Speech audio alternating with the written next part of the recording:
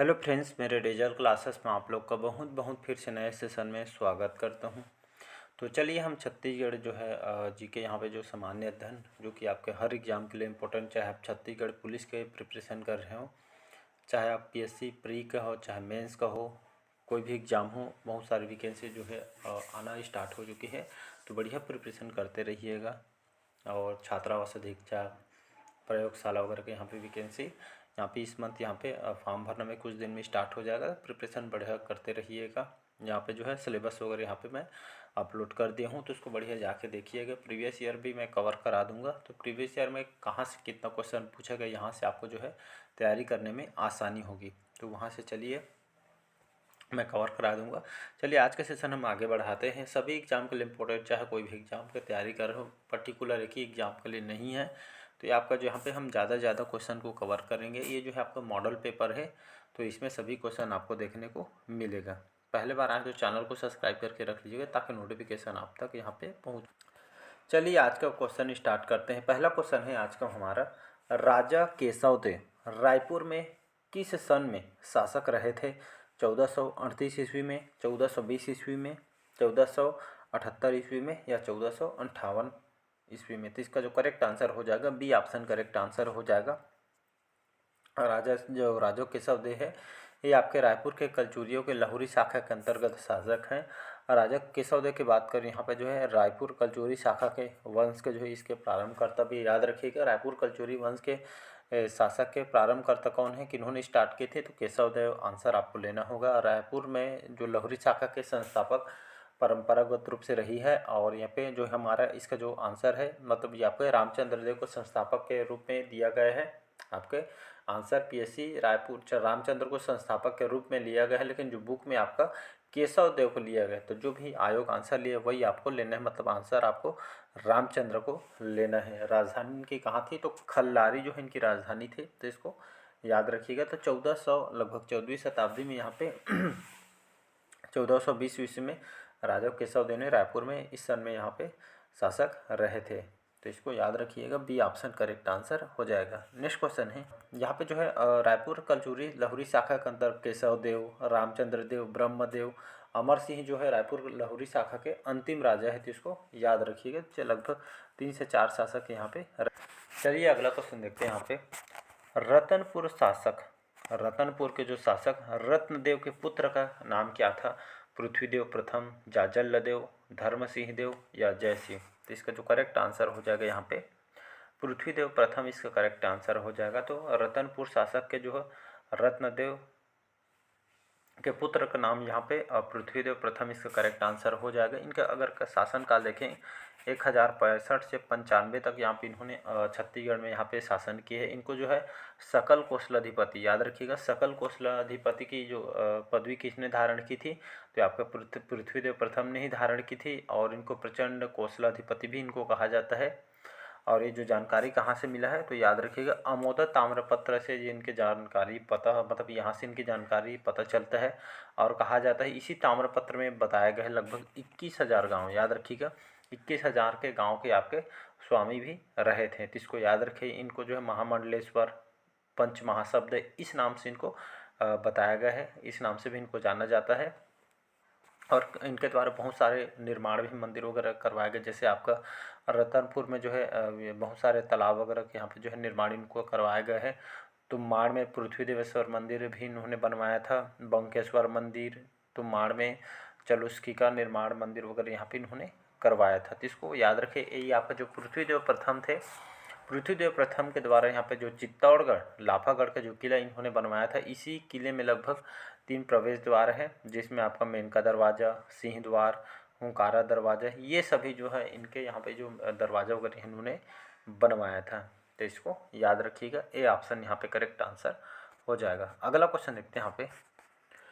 अगला क्वेश्चन देखते हैं यहाँ पे। छत्तीसगढ़ में कलचुरी वंश के अंतिम शासक कौन थे? अभी जस्ट इसको आपको बताया हूँ। तो यहाँ पे बोला जा रहा है छत्तीसगढ़ में कलचुरी वंश के अंतिम शासक कौन है? तो अमर सिंह देव, रत्नदेव, वृक्ष सिंह देव, या आपका सत्यदेव? तो इसका जो करेक्ट आंसर हो जाएगा ये आपका रायपुर कलचुरी जो कलचुरियों की लाहौरी शाखा का अंतर्गत जो है अमर सिंह देव जो है ये आपके अंतिम रायपुर लाहौरी शाखा का अंतिम राजा है और जो केशव देव जो है इसके प्रारंभ करता है, लेकिन जो संस्थापक के रूप में रामचंद्र को लिया गया है। तो आप भी आंसर आपको रामचंद्र ही लेना है, क्योंकि जो है पीएससी जो है आंसर रामचंद्र को आंसर लिया गया है।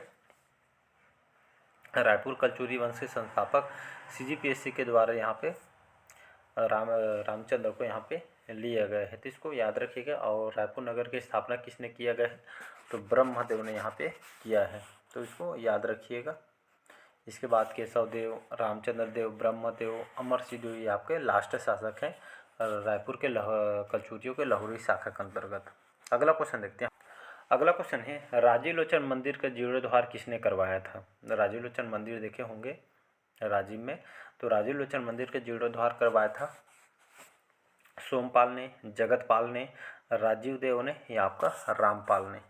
तो इसका जो करेक्ट आंसर हो जाएगा यहाँ पे जगतपाल इसका करेक्ट आंसर हो जाएगा। याद रखिए राजीव लोचन मंदिर का जीर्णोद्धार किसने करवाया था, तो जगतपाल ने करवाया था। तो राजिम मंदिर कहाँ पे है, तो ये आपका जो है गरियाबंद जिले के अंतर्गत स्थित है। राजिम साहब यहाँ से बहुत सारे क्वेश्चन पूछे जा सकते हैं। तो राजिम जो शहर है आपके कौन से नदियों के किनारे बसा हुआ है, तो याद रखिएगा महानदी, पैरी नदी और आपका महानदी, पैरी नदी और सुंढोर नदी, इन तीनों नदियों के संगम में आपका जो है राजिम शहर आपका बसा हुआ है। राजिम को जो है छत्तीसगढ़ के प्रयाग के नाम से इसको जाना जाता है और हर साल जो है यहाँ पे माघ पूर्णिमा में महाशिवरात्रि तक यहाँ का मेला का आयोजन होता है, जिसमें कुंभ मेले की संज्ञा भी इसको दी गई है। तो इसको याद रखिए लोमस ऋषि, भौम ऋषि वगैरह यहाँ पे आश्रम वगैरह यहाँ पे बना हुआ है। तो यहाँ से जो है राजीव लोचन मंदिर का जीर्णोद्धार किसने करवाया था, इसका निर्माण कब हुआ था, तो याद रखिएगा 7वीं शताब्दी में राजीव लोचन मंदिर जो राजिम में है इसका निर्माण हुआ था। इसका निर्माणकर्ता कौन है, तो विलास तुंग। याद रखिएगा विलास तुंग जो है जो एक नलवंशी शासक है, इसका निर्माण करता है राजीव लोचन मंदिर जो राजिम में है। इसका जीर्णोद्धार ये आपके यहाँ से कई क्वेश्चन घुमा के पूछता है, इसलिए यहाँ पर इसको मैं पूरा डिटेल से बता रहा हूँ। निर्माणकर्ता पूछे तो विलास तुंग लेना है। कौन से शासक है, नलवंशी शासक है। जीर्णोद्धार किसने करवाया था, तो जगतपाल इन्होंने जीर्णोद्धार करवाया था। जो कलचुरी शासक पृथ्वीदेव द्वितीय के सेनापति थे जगतपाल। याद रखिए जगतपाल कौन है, तो जो कलचुरी शासक के अंतर्गत जो पृथ्वीदेव द्वितीय के सेनापति थे जगतपाल। और जो पंचायत शैली में जो ये आपका निर्माण वैष्णव धर्म से संबंधित मंदिर है। और राजीव लोचन जो है विष्णु मंदिर के लिए आपका प्रसिद्ध है। यहीं पे आपका जो है कुलेश्वर मंदिर, याद रखिए कुलेश्वर महादेव मंदिर है राजिम में ही। महानदी, पैरी और सोंढूर नदी के संगम पे जो है निर्माण किया गया है और यहाँ हर साल यहाँ पे माघ पूर्णिमा में महाशिवरात्रि तक यहाँ पे मेला का आयोजन होता है, तो इसको याद रखिएगा। नेक्स्ट क्वेश्चन देखते हैं। चलिए अगला क्वेश्चन देखते हैं। यहाँ पे कलचुरी कालीन शासन व्यवस्था में राजस्व विभाग का जो प्रमुख अधिकारी होता था जिसको किस नाम से जाना जाता है, महाप्रमात्री, महाप्रतिहार, महासामंत या महामंत्री। तो इसका जो करेक्ट आंसर हो जाएगा ए ऑप्शन। तो कलचुरी कालीन शासन व्यवस्था में जो है आपका अधिकारी होते थे जिसको अलग अलग विभाग दिया गया था। उसी तहत यहाँ पे राजस्व विभाग के मुख्य अधिकारी को यहाँ पे महाप्रमात्री कहा जाता है, जो कि आयकर जो राजस्व विभाग को जो है आय व्यय का ये आपका जो है डाटा ये आपका रखते थे। इसी तरह जो महामंत्री थे जिसमें आपके सबसे बड़े अधिकारी होते थे, राजा का प्रशासनिक सलाहकार होता था महामंत्री। इसी में यहाँ पे जो महाप्रतिहार यहाँ पे देख सकते हैं महाप्रतिहार, इनका कार्य क्या होता था, तो ये आपके संचार विभाग का प्रमुख होता था। और यहाँ पे जो है महाप्रमात्री ये जो है मतलब जमाबंद विभाग के प्रमुख होता था, भूमि वगैरह लगान को यहाँ पर निश्चित करता था, एक तरह का राजस्व में आपको देख रेख करता था। तो इसको याद रखिए। उसी तरह यहाँ पे जो है सोलकिक महामंत्री बता दिया आपको। महामंत्री आपके सबसे बड़े अधिकारी हैं जो कि प्रशासनिक सलाहकार होते थे राजा के, तो ये जो है। और यहाँ पे जो है सोलकिक जो कि आपके कर संग्रहण अधिकारी हैं। और ग्रामाकूट ये आपके ग्राम प्रमुख अधिकारी होते थे, तो इसको याद रखिए। ये सभी को क्वेश्चन आपसे यहाँ से पूछे गए। अगला क्वेश्चन देखते हैं। यहाँ पे कलचुरी कालीन शासन व्यवस्था में विदेश विभाग के मुख्य अधिकारी होता था महाप्रमात्री, महाप्रतिहार, महासामंत या महासंधि विग्रह। तो इसका जो करेक्ट आंसर हो जाएगा डी ऑप्शन हो जाएगा। तो कलचुरी कालीन जो शासन व्यवस्था में विदेश विभाग के मुख्य अधिकारी आपका महासंधि विग्रह होता है, जिससे विदेश विभाग के मुख्य अधिकारी होते हैं आय व्यय के, जैसे बिजनेस जैसे विदेश में होते हैं। तो इस तरह के ये जो है संचालन, जैसे हमारे भारत के विदेश मंत्री कौन है, तो एस जयशंकर हैं। तो इस तरह के हैं जो होते हैं यहाँ पे, उस समय भी यहाँ पे उनको महासंधि विग्रह के नाम से इसको जाना जाता है। तो इसको यहाँ याद रखिएगा। महाकोटपाल होता है। महाकोटपाल क्या होता है? महाकोटपाल ये आपके दुर्ग किले वगैरह की रक्षा करने वाले ने आपके वो होते थे, देख रेख करते थे। तो इसको आपको याद रखना है। गामा गमिक है या यातायात प्रबंध अधिकारी होते हैं, तो इसको याद रखिएगा। अगला क्वेश्चन देखते हैं यहाँ पे, कलचुरी कालीन शासन व्यवस्था में कर वसूल करने वाले को क्या कहते थे? महाप्रमात्री, महासामंत, महत्तम या आपका शुल्किक कहा जाता है। तो इसका जो करेक्ट आंसर हो जाएगा शुल्किक। अभी बताया हूँ, तो शुल्किक होते हैं कर संग्रहण अधिकारी, जो आपका कलचुरी कालीन शासन व्यवस्था में कर वसूलने के यहाँ पे एक तरह जो टैक्स लगता था उस समय जो है, इसको कर बोलते हैं हिंदी में, टैक्स वसूलने का काम करते थे, जिसको शुल्किक बोला जाता है। तो इसको आपको याद रखना है। जैसे महापुरोहित ये जो है धार्मिक विभाग के प्रमुख अधिकारी होते थे, जिसमें दान पत्र यहाँ पे लिखने के आय व्यय यहाँ पे धर्मलिखी कार्य करते थे, जिसको आपका महापुरोहित कहा जाता है। इसको याद रखिए। महाप्रमात्री अभी जस्ट बताया हूँ आपको, महाप्रमात्री आपका जमाबंदी विभाग के प्रमुख होता, तो भूमि लगान वगैरह आय व्यय के हिसाब रखते थे, राजस्व विभाग के मुख्य अधिकारी होते थे। अगला क्वेश्चन देखते हैं यहाँ पे। अगला क्वेश्चन है, किस राजवंश के ताम्रलेख का जो आरंभ ओम नमः शिवाय से होता है? पांडुवंश, कलचुरी वंश, बाण वंश या इनमें से कोई?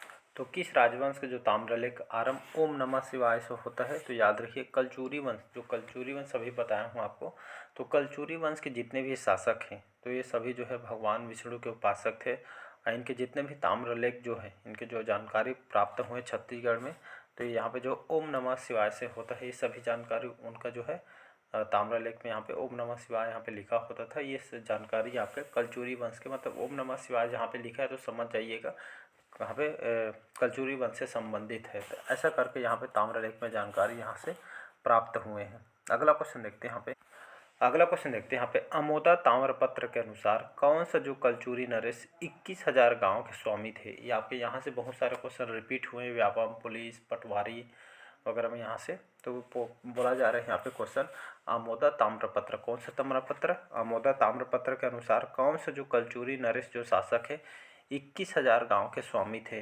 अभी कुछ टाइम पहले आपको बताया था कमल राज, पृथ्वीदेव प्रथम, वामन राजदेव या आपका रत्नदेव प्रथम। तो इसका जो करेक्ट आंसर हो जाएगा पृथ्वीदेव प्रथम, इसका करेक्ट आंसर हो जाएगा। इनको जो है सकल कौशलाधिपति की इनको पद धारण की, इन्होंने यहाँ पे प्रचंड कौशलापति यहाँ पे कहा गया है। तो याद रखिए अमोदा ताम्रपत्र, यहाँ से जो इसी ताम्रपत्र के अनुसार जानकारी पता चलता है लगभग 21,000 गाँव के ये आपके स्वामी थे, और इनके द्वारा रतनपुर के जो तालाब वगैरह निर्माण करवाया है। तुम्बाड़ में पृथ्वीदेव जो आपका जो तुम्बाड़ में पृथ्वीदेव जो मंदिर है, इसका निर्माण इन्होंने करवाया है। बंकेश्वर मंदिर और बहुत सारे जहाँ किला वगैरह यहाँ पे इन्होंने, मेनका दरवाज़ा, सिंह द्वारा, हुंकारा दरवाज़ा, ये सभी जो है चित्तौड़गढ़ का लाफागढ़ का किला, इनके द्वारा यहाँ पे बनवाया गया है। तो इसको याद रखिएगा। अगला क्वेश्चन देखते हैं हम। अगला क्वेश्चन है, रायपुर भिलाई के मध्य स्थित देव बलौदा का जो प्रसिद्ध शिव मंदिर किस राजवंश के स्थापत्य का उदाहरण है? कलचुरी राजवंश, सरपुरी वंश या आपके पांडु वंश या सोमवंश? तो इसका जो करेक्ट आंसर हो जाएगा कलचुरी राजवंश। इनके जो सभी ताम्रलेख में जो है ओम नमः शिवाय से जानकारी से पता होता है। अभी बताया ओम नमः शिवाय मतलब समझ जाइएगा जो है आपका कलचुरी वास से संबंधित है। और रायपुर भिलाई का जो मध्य देव बलौदा है, जहाँ पे भगवान शिव जी का विशाल मंदिर है, ये आपके कौन से राजवंश के द्वारा बनवाया गया था? ये जो है कलचुरी राजवंश के द्वारा निर्माण करवाया गया था। ये सभी जो कलचुरी नरेश के जितने भी शासक है, ये आपके महादेव के उपासक थे। तो इसको याद रखिएगा। तो चलिए आज के सेशन हम यहीं तक रखते हैं, बाकी जो क्वेश्चन हम अगले पार्ट में क्वेश्चन को कवर कराएंगे। तो कैसे लगा सेशन कमेंट करके ज़रूर बताइएगा। जितना हो सके बढ़िया पढ़ते रहिएगा, साथ ही साथ रिवाइज़ करते चलिएगा। कम से कम वीकली सैटरडे या संडे को जितना पढ़ें उसको रिवाइज़ करेंगे। बहुत ही ज़्यादा इंपॉर्टेंट है, तो रिवाइज़ आप नहीं करते इसलिए भूल जाते हैं, तो रिवाइज़ बहुत ही ज़्यादा ज़रूरी होता है। आप जितना पढ़ें एक दिन सभी को रिवाइज़ करिए। रिवाइज़ करके साथ साथ आप मॉक टेस्ट लगाना स्टार्ट कीजिए। नहीं लगाते हैं तो मॉक टेस्ट लगाइएगा, आपका स्कोर में बहुत सारे इम्प्रूव होगा। जब तक आप मॉक टेस्ट लगाएंगे नहीं, आपको स्कोर अपना पता नहीं चलेगी। इसलिए ज़्यादा से ज़्यादा MCQ क्वेश्चन लगाइए, प्रीवियस ईयर लगाइएगा, मॉक टेस्ट बार बार लगाइए। आपको बहुत सारा प्लेटफॉर्म यहाँ पे मिल जाएगा मॉक टेस्ट लगाने के लिए यहाँ पे, तो फ्री में आप मॉक टेस्ट यहाँ पे लगा सकते हैं। तो मॉक टेस्ट लगाना मत भूलिएगा। जितना हो सके मॉक टेस्ट MCQ क्वेश्चन करते रहिए, रिवाइज़ करते रहिएगा। बहुत ही ज़्यादा इंपॉर्टेंट फैक्टर होता है। बाकी आप समझदार हो। चलिए आज के सेशन में यहीं तक रखते हैं। आज का सेशन यहीं तक रखते हैं। Thank you.